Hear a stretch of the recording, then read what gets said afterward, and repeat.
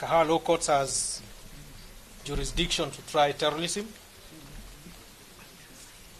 from any part of this country. And the charges before you, Your Honor, whether they are of more serious nature or less serious nature, they are terrorism and therefore brings the accused person at the scope of this court. Let me go to Section 36, Your Honor, of the same CPC. It provides for detention of persons arrested without warrant. Gives the police power to detain people arrested without warrants.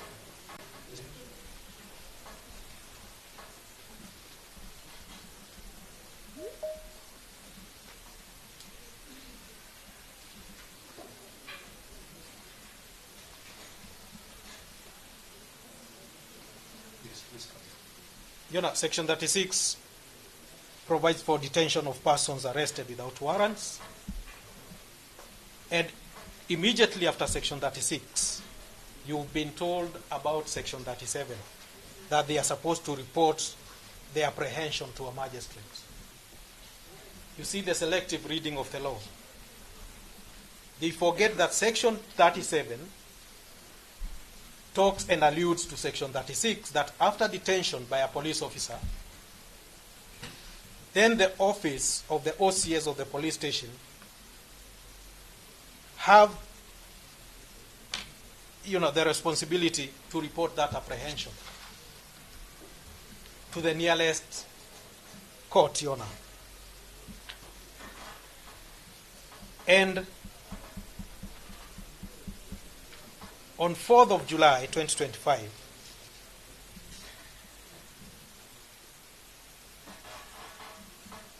that was the date of the arrest, which was on Friday, past working hours. The Constitution says that this apprehension, they must be taken to the magistrate within a reasonable time, 24 hours. And if the 24 hours falls outside the working hours, then they are taken before the court at the end, before the end of the next court sitting day. 4th of July, 2025, they were arrested after court hours. On Monday, the 7th of July, they were arraigned before this court. And the court was informed of the arrest, and the matter was then deferred to today for plea taking after arraignment, Your Honor. There is no impropriety, illegality, or abduction. Consequently, from the arguments of Section 36, 37, and the Constitution under Article 49F, 1 and 2. That having been said, Your Honor, the two individuals before this court, you are told that they are party leaders, and that is their right. We are not here because they are party leaders, Your Honor. We are here because a charge has been approved, and the jurisdiction of terrorism charges are before this court, Your Honor. Most of the arguments being proffered here, I can say that they are being proffered before a court that is not sufficiently equipped to give that decision, since the decision seems to be challenging the ODPP decision to charge Ada Porter. Your Honor, in legal terms, what they are telling you is, can this decision be reviewed judicially?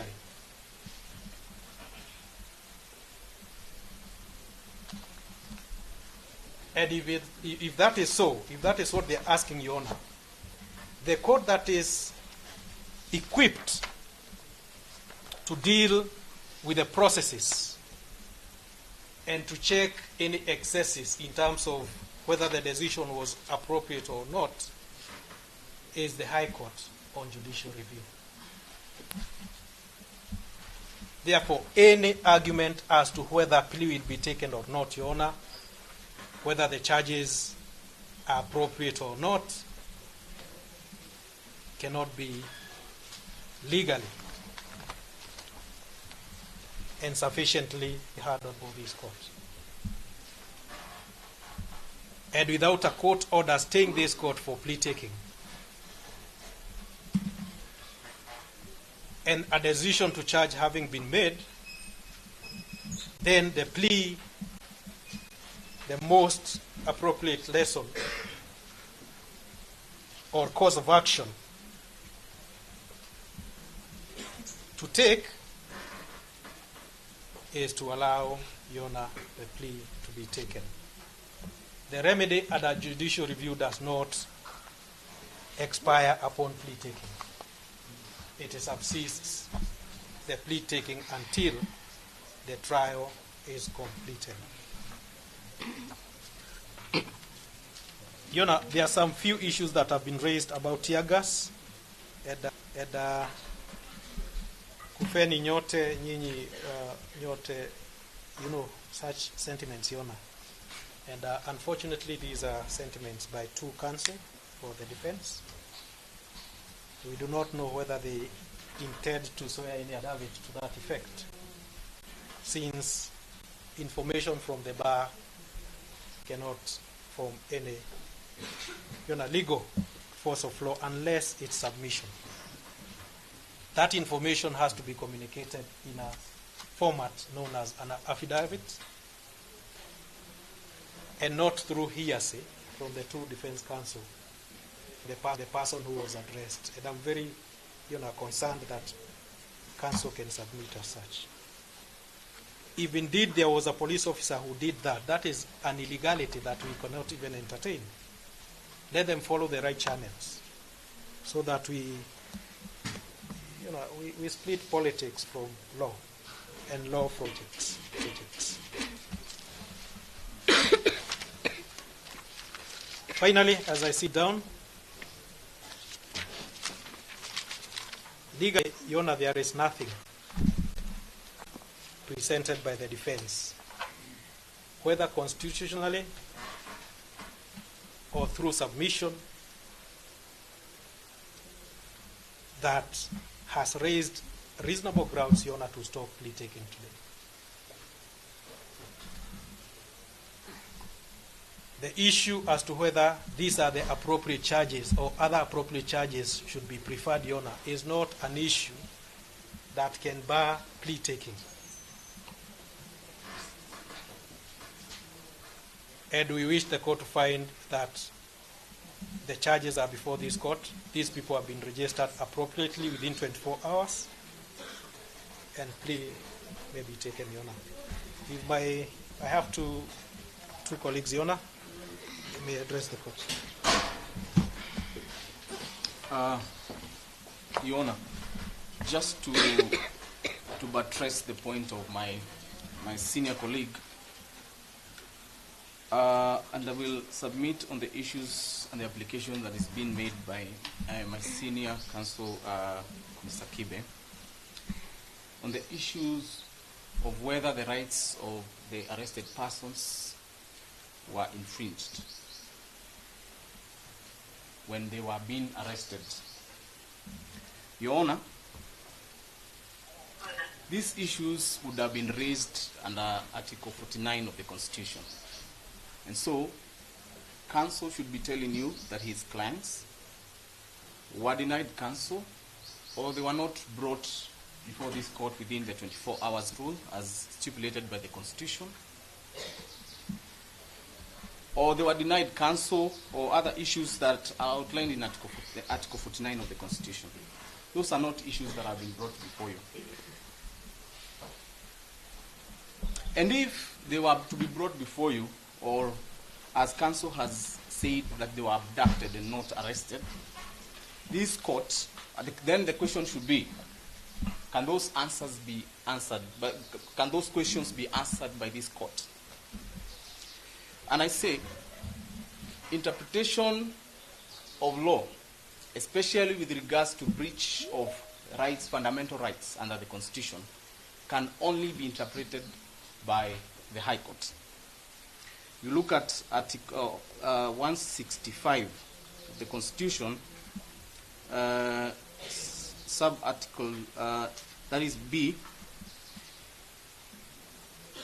it speaks to the jurisdiction of the High Court and says jurisdiction to determine the question whether a right or a fundamental freedom in the Bill of Rights has been denied, violated, infringed, or threatened. This to say, this court has no jurisdiction to entertain the application by counsel to determine a question of infringement of the rights of the arrested persons. And why are we saying so? Because when counsel alleges these matters from the bar, are we allowed to cross-examine him?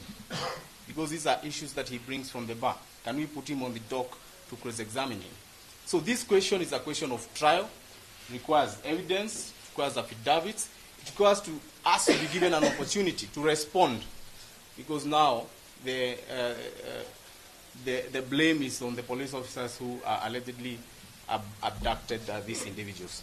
Therefore, Your Honor, we are just saying simply the issues that are before you are very simple, and they have very, very simple answers. That one, on the issue of whether the charges are proper, we have already submitted, and our position is, yes, they are properly brought before this court. And on the issues of whether the accused persons are properly presented before you, those are issues that cannot be litigated here. They have a recourse elsewhere.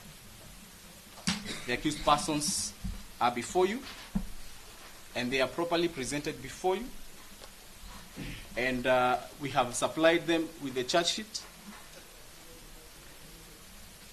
And Your Honor, you should allow us, this court should allow us to proceed and the accused person take plea.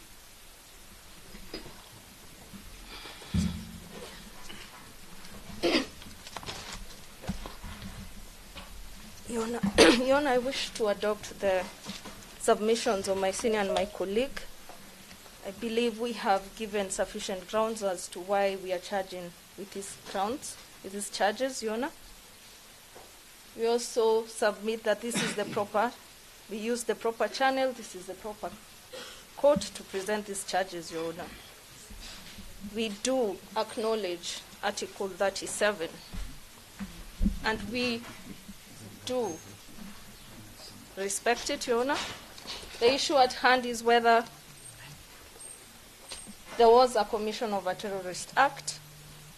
We wish for the court to look at Section 2A, 1 to 4 of Prevention of Terrorism Act, which provides to when a protest, to what actions can lead to a protest being regarded as a commission of a terrorist act. From the particulars, it's quite clear. We've articulated all of them. There was destruction of property and among other issues. We submit that the charges are proper. The elements of the charge have been articulated in the particulars of the offense, Your Honor. We pray that you do allow us to proceed in plea taking, and the issues of evidence can be dealt with later, where we can be able to show that we were able to use the decision to charge guidelines to make this decision, Your Honor. That is all. Your Honor, before I cede to the defense, I would also wish to raise a concern. You know, as we are proceeding and making legal arguments before this court, one of the defense counsel, Mr. Ndegwanjiru, advocate, in his Twitter handle at Jiro Advocate, was busy texting our names on social media and generating a debate, and the title, Your Honor, of the said Twitter is weaponization at its best. He proceeds to say that 3 counsel appearing for the state are weaponizing this process. Your Honor, for me, I take that as an incitement, and I do not take it kindly and this council should be reprimanded, Your Honor. And he should be warned also that should he incite public to generate any reaction, then he should be answerable, and the court should, and the court should take notice of that. Can you just allow the counsel? Yes. And Your Honor, this is a post that was done at 11:12. May respond? And also amended and reposted again. Yes, Your Honor, I do not believe that those are issues of the trial. Yes, I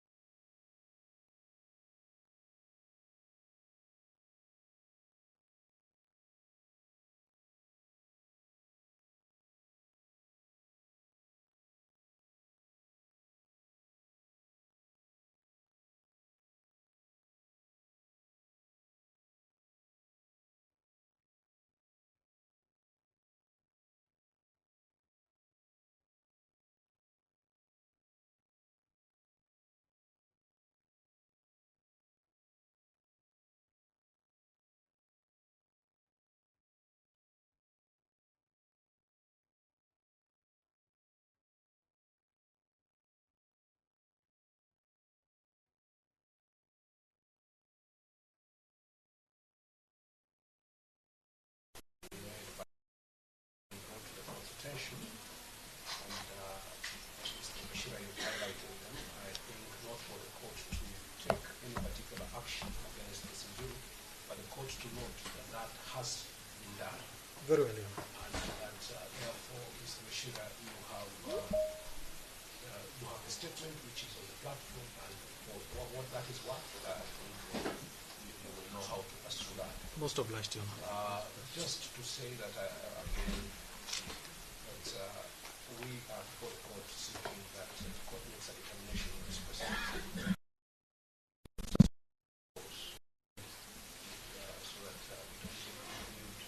So that we don't include. Your Honor, in response, the first response from our side.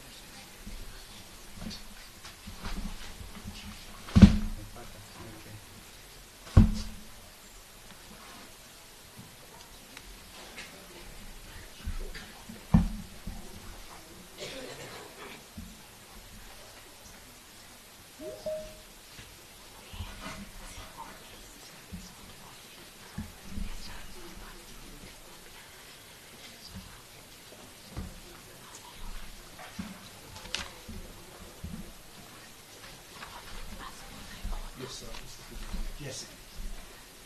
Your Honor, I wish to agree with my learned counsel from the DPP that the term abduction is a legal term that ought to be used in the technical sense that it means, and particularly for purposes of judicial proceedings. Your Honor, articles, not section, Your Honor, under section 256.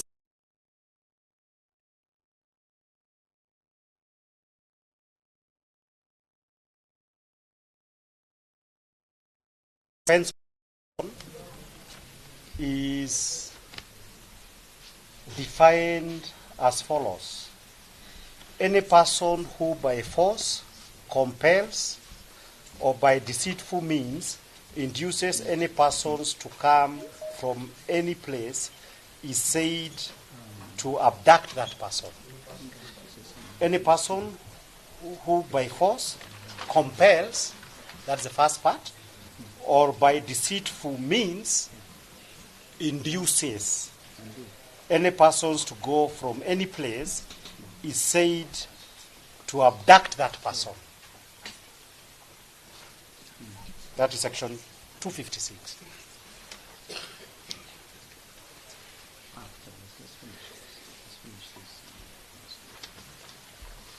In the circumstances of the case, we are relying on the first part, the use of force,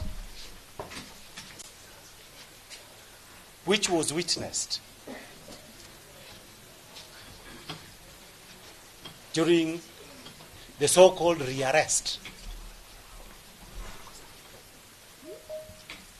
of the accused persons before you. There was force used to get them from the courts and now to present them before this court.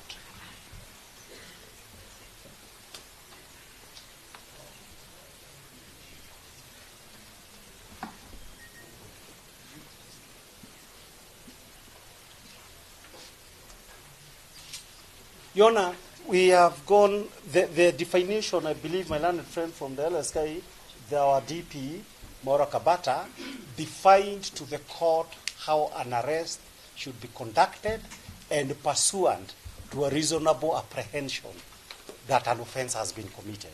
All that is on record.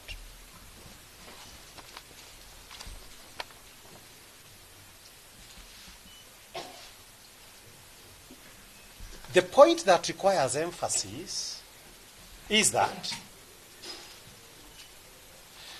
the accused persons had been, let's assume they had been lawfully arrested. They had been lawfully arrested, but in the course of processing bail pursuant to court orders, they were grabbed from the registry while processing bail.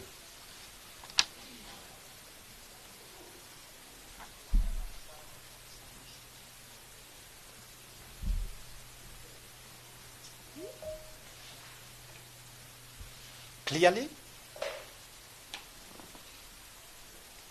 this was done not pursuant to any apprehension, but to defeat the orders that had been made by your learned colleagues.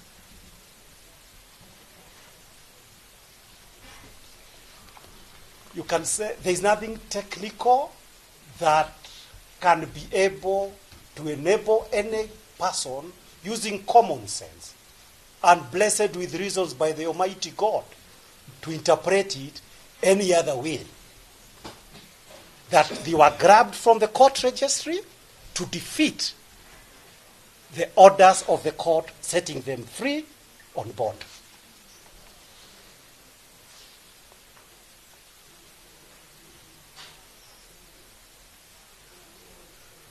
In the case of Bennett versus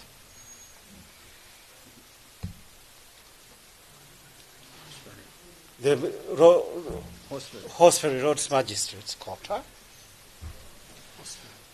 the issue was precisely that that if you ought to have brought Bennett from South Africa pursuant to an extradition order, and that order was not there, the court actually said, we cannot allow people to be tried in English courts, people who have actually been abducted. Actually, the truth of the matter in Bennett's case, the discharge was on the basis that he was abducted.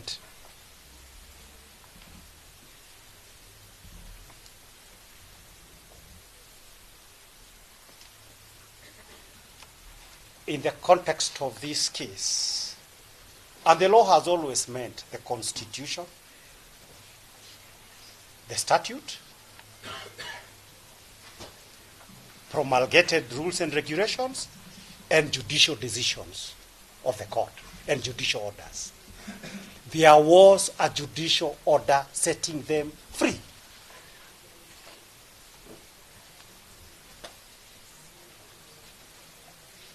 Over the same facts, the prosecution, I was waiting for that. The prosecution, I concede, if these two accused persons had committed terrorism act in Mandera, and Garissa, where this terrorism is actually perpetrated, it would have been a different ballgame. But it was the same offenses, the same set of facts that the courts had said that there is no basis why your rights under Article 49 should be derogated, because that was the issue. Whether the DPP and the police justified the derogation of fundamental rights. Those magistrates said there were no grounds for derogating their rights and to ensure that they were further detained. Accordingly, any attempt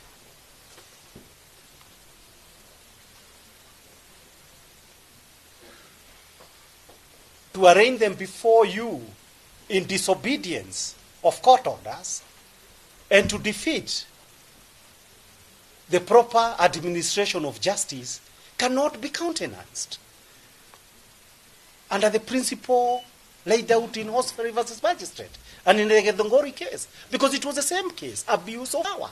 Abuse of power cannot be countenanced, cannot be tolerated.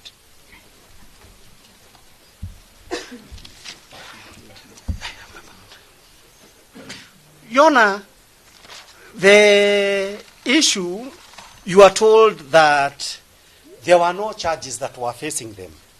But you would read all the affidavit. And that is a specific argument that was made both in Kiambu and Roiro, where I was there myself. They said, we are holding these people on the basis of specified offenses, that are being cited today. And the issue for purposes of Article 49 of the Constitution is not the charge sheet, which is a legal document. It is, what are the offenses against this man and woman? The offenses were set out in an affidavit.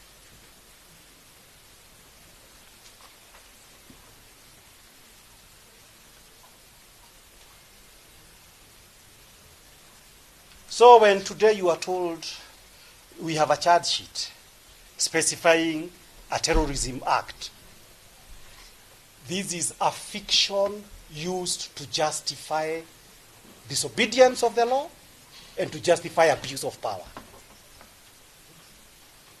Because if it is permitted to proceed as such, and that is a bigger question, the courts would effectively have lost control over the persons brought before it for purposes of any prosecution. Your Honor, you are referred to certain provisions of the law. There is this issue that has repeatedly, you've been told, oh, we are seeking judicial review of the decision to charge that has been made by the DPP. There is no doubt that the DPP can make decisions charge. There is equally no doubt, Your Honor, that the laws, the relevant laws says those persons will be charged before a magistrate. Laws in Kenya, as we understand, the first business of any court is to be satisfied as to its jurisdiction. That it does not share with the High Court. It is a personal decision that you must be satisfied that you have jurisdiction.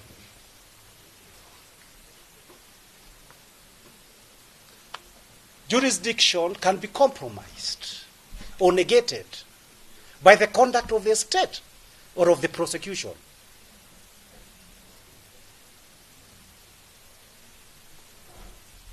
So that, Your Honor, as an example, you cannot have jurisdiction in a charge sheet saying that Gachagua was killed yesterday. We can see Gachagua in court.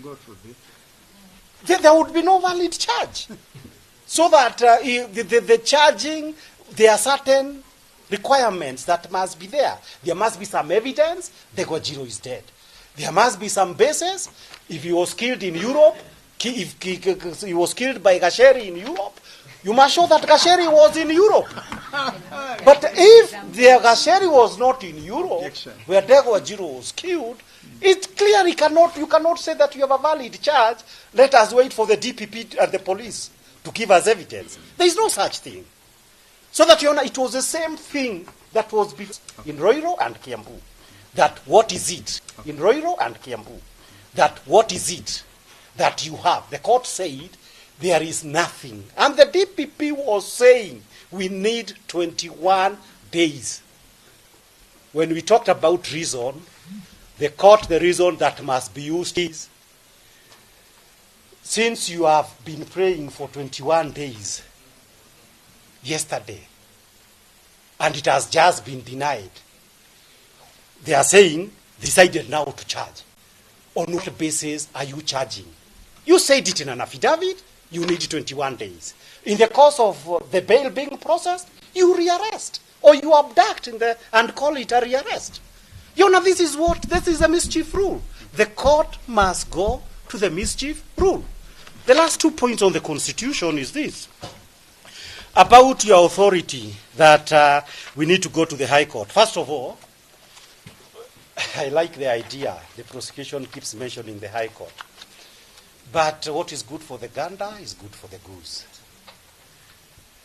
If you see there are certain things the High Court can do, it must start with you. The police and the DPP disagreed with the magistrate. The law is clear. You could only change that by going to the High Court. So that the High Court cannot be held only against us. That you say, when you are supposed to go to the High Court, you abduct to avoid the High Court. When somebody else says, the magistrate protect me, you say, no, magistrate, you cannot protect. Go to the High Court. You can't work that way. Your Honor, that is not the law. But more importantly, it is my submission, based on 2 clear provisions of the law, before my learned senior, Mr. Kalonzo, proceeds with this, that there are clear provisions of law. Article 21 had been cited by my learned colleague, Mr. Ondieki, 21 and 4 of the Constitution. Under 21 and 4 of the Constitution is, first of all, 20, the general subject of Article 20 of the Constitution is that it deals with the issue of application of the Bill of Rights. 21 says the Bill of Rights apply to all and binds all state organs and all persons. Your Honor, you are a state officer. So 21 refers to you and says that the Bill of Rights applies and you are required to observe it. But more importantly, 20 sub-article 4 is very clear.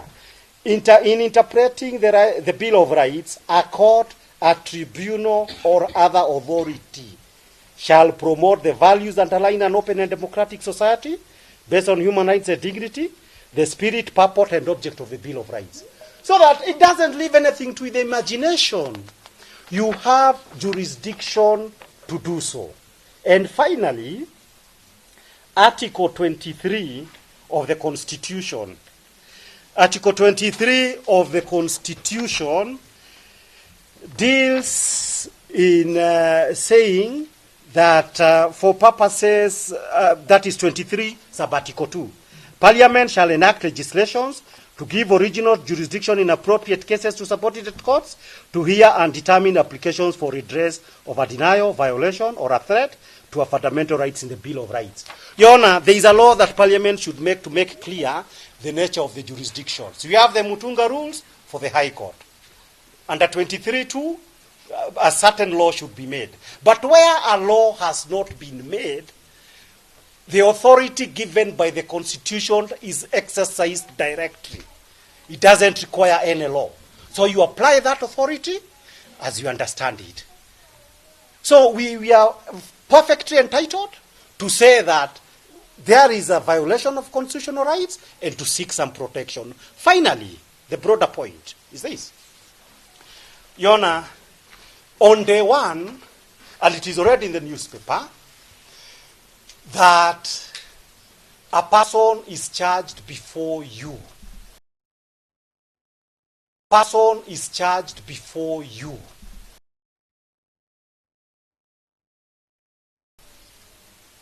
His son's trial on the basis of a specific label. We have charged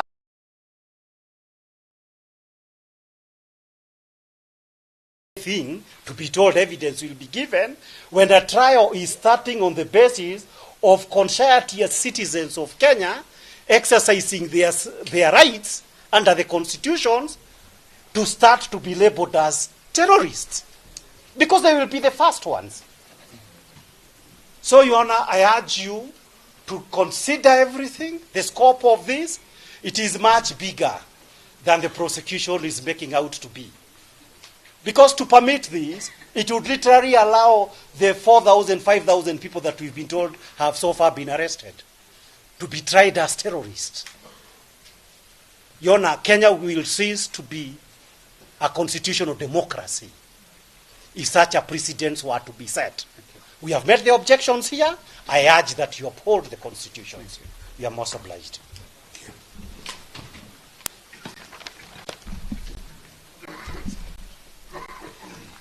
Your Honor, we have to bring this to its useful conclusion.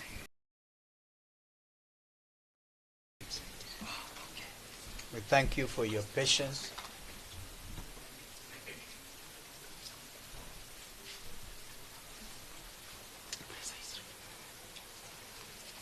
Thank you. Very briefly, in summation, Section 2 of the Prevention of Terrorism Act, number 30, 2022, and the proviso thereof, we've been addressed extensively on this, and just for the avoidance of doubt, citizens exercising their rights under Article 37 cannot be charged under the Prevention of Terrorism Act. The only thing and that proviso is if the intention is proven, the intention to cause mayhem, to burn down police stations and courts, if that is proven, then citizens are not covered under that proviso. But our submission is there's no such intention. Therefore, Your Honor, this proviso is actually very clear. It is actually unassailable, and we urge you to find that the proposed charges under the Anti-Terrorism Act are inappropriate. And for the avoidance of doubt, Your Honor, the Judicial Service Commission issued a very clear statement on what Council Kibe has been actually highlighting, whether grabbing or abduction or whatever the terminology. And I want to read it for the avoidance of any doubt. By the way, the chairperson of the Judicial Service Commission